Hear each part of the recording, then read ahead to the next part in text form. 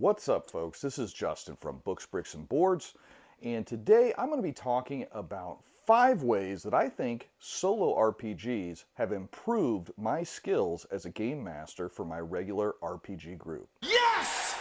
Yes! Let's get into it. For just a little background of my history with solo RPGs,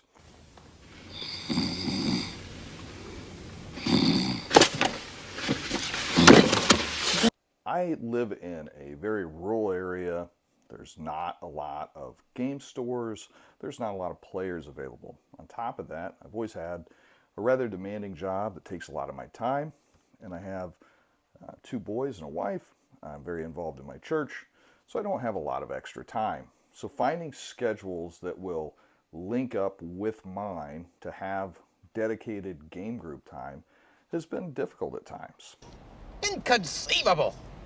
So, over the years, there's been several times that I have flirted with the idea of playing solo RPGs, but it wasn't really until the last probably 4 or 5 years that I actually decided to jump in and really give it an honest go.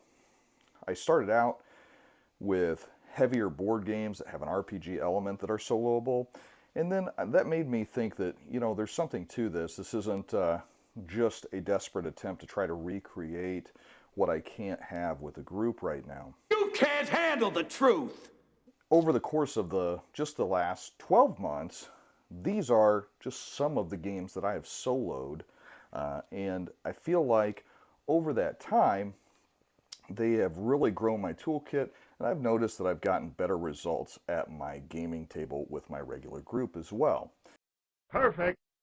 So, without further ado, let's get into my 5 ways that solo RPGs has made me a better GM. Number 1, improvisation. Before I started soloing RPGs, I would often find that it was difficult to come up with interesting stories off the cuff that my players would enjoy. But I've noticed that I've gotten much better at this after playing solo RPGs. That's right. Particularly in the vein of Ironsworn and Starforged. Though really any RPG that you're using, an emulator like Mythic that uses an elements table, they will give you the practice that you need to try to create sandbox games, on-the-fly changes, and link disparate story elements. Over the past week, with my Pathfinder 2 group, we had a very interesting encounter with some cultists that was completely off the cuff. At the end of the night, I was able to link it back into the main story, and my group was none the wiser. I think that if I had not been regularly soloing, I would not have been as successful at this.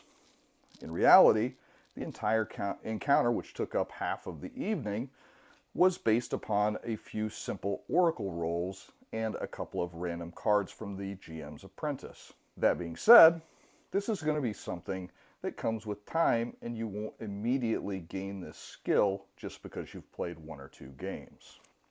Number 2, player perspective. So, along with not having to be the sole GM all the time, being able to solo an RPG also lets you sit in the seat of a player, which gives you the opportunity to think about things from a player's perspective. This can help with giving them guidance on builds, on strategies. It can help you to better understand the balance of encounters and to just generally get a feel for what it's like to sit on the other side of the table. I know that whenever you sit behind the screen for too long, you can kind of forget what it is to feel like as a player. You don't know nothing. So, getting the chance to play the game from the perspective of a player will get you back into the right mindset and help you to relate to the people at your table and give them a better experience. After all, you are just speaking from theory if you've never actually tried any of the strategies that you're suggesting to them. Number 3, failing forward. In solo games, you can't really rely on another player to bail you out on a failed roll. I know that in most RPG groups that I've been in, that's been the default. You have an important task that needs to be done. You have one of the players test a skill or make a roll, and if it fails, no worries. You're just going to have somebody else do something similar. But in the case of a solo RPG, it really forces you more to deal with interesting consequences. And those consequences need to push the story forward, because without doing so, you're stuck in neutral. Not a great plan. You don't have another player to play off of to get you where you need to go. So by practicing this skill, you're going to get better at giving interesting choices to players whenever they fail a roll or make a poor decision, rather than just pushing that off to the next player so that there is no real consequence to the failed action to begin with. This is something that will make your games a lot more interesting and less predictable over time. Draw your players in. Whoa, he shoots!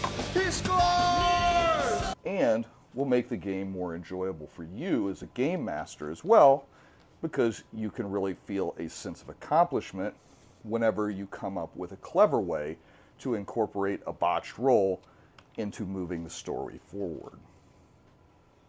Number 4, record keeping.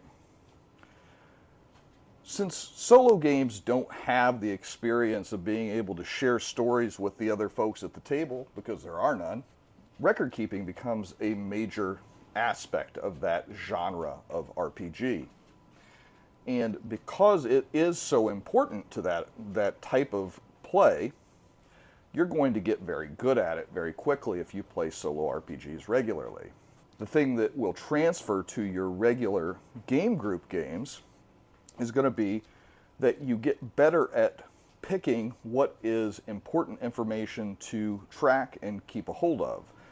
That way, whenever you run into the companion of the dead thief that you found in the sewers 6 months later, because the group went on a tangent, but they remembered the loose end that wasn't tied, well, you're going to be able to refer back and say, oh yeah, that guy was a member of the Thieves Guild and he didn't pay his dues.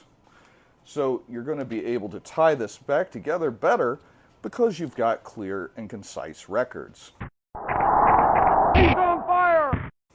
Now, there's nothing wrong with just using your improvisational skills, which you've also built through solo role-playing to handle that same situation, but the reaction that you're going to get from your players, if you can actually refer back to just one or two very minute details that tie into something that happened earlier, it's going to be amazing, because they're going to feel like you really have every possible scenario planned out in your game.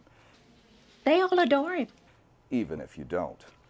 So the record keeping is going to make their experience better, and it's going to make your play as a game master much more clean. Number 5, table time.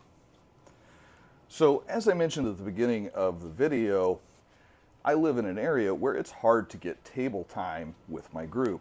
We play once a month for about 4 to 5 hours, and that's about all the gaming I get with a group. But I'm able to solo once to twice a week for maybe an hour to 2 hours a week.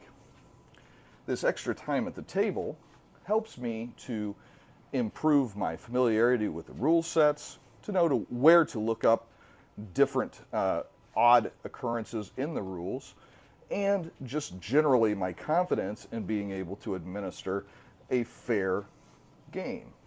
The more you play, the more comfortable you become.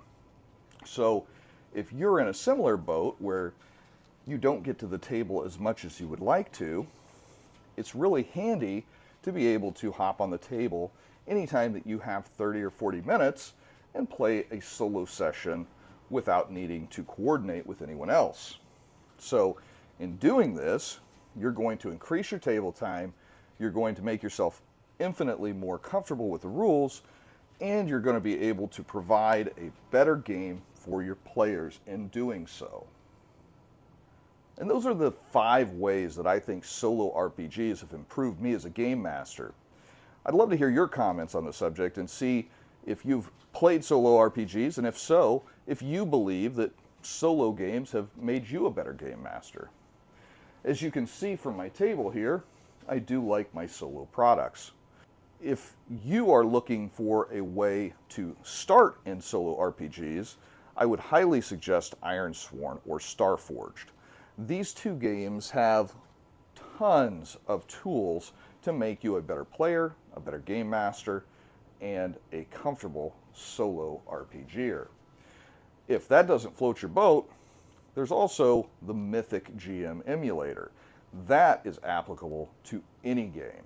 So if you're looking to spend 20 or 30 bucks and improve your kit for your group game or expand your ability to play as a solo RPGer, that's where I would start. Until next time, this has been Justin from Books, Bricks, and Boards. Good gaming, and God bless. Well, bye.